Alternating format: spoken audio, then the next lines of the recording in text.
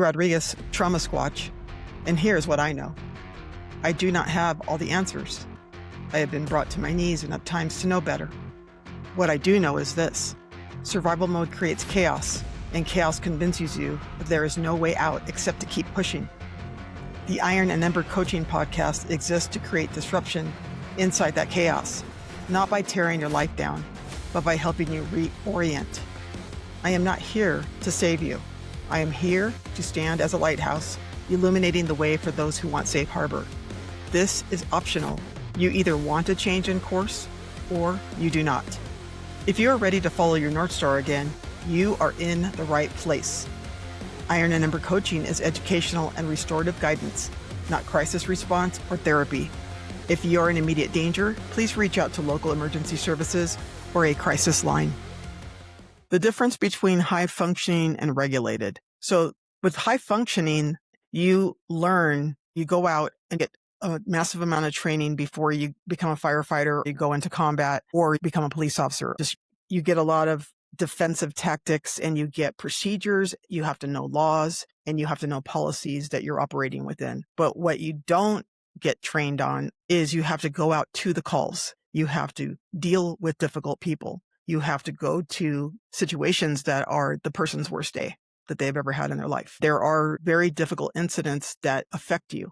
And sometimes you don't know why something affected you dramatically, but then your partner is like, hey, where are we going to go eat? Let's go get some coffee or something. And you're like, wait a minute, I'm kind of screwed up, but I can't tell him or her because I know that it didn't affect them. And I'm saying to myself, is something wrong with me? Well, there must be something wrong with me. So I better get in line and suck it up.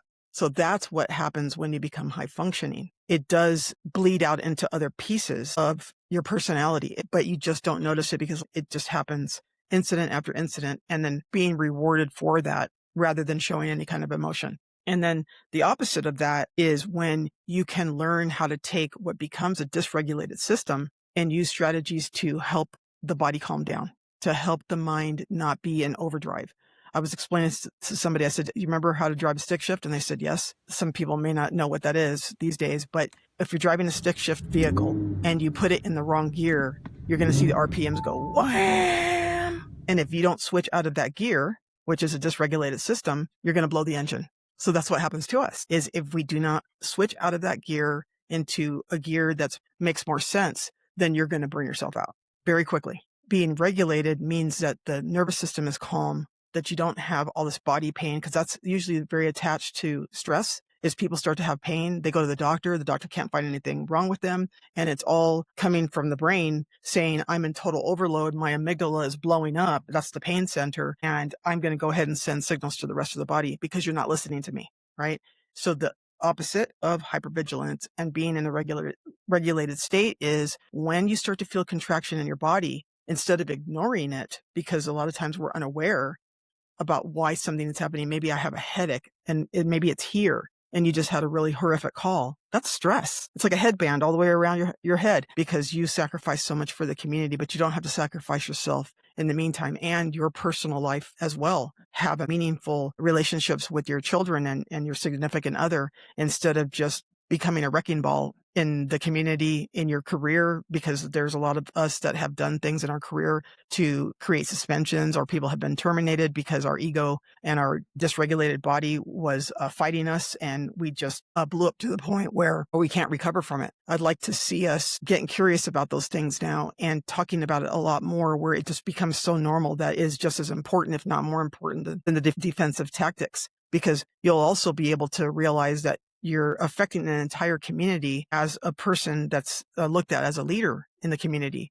When you're responding to calls and your attitude is very different, it's like you're mindful about being safe, but you're not so impatient and angry that when somebody says something to you, you feel disrespected. Oh, how dare you talk to me like that? Well, how did I talk to that person? This is still a human being. You learn to discern that you don't talk to the gangster who's being a jackass the same way that you talk to grandma, and you're tearing her up unnecessarily because you think that you're justified in what you're saying to her, instead of calming down yourself and then be able to handle her. Those are two different clients right there. And if you treat everybody the same, then you're the problem. so we can change that. And the work symbolized in Iron and Ember is not easy. Iron is forged by fire, followed by the hammer, carbon release, and finally, the quenching.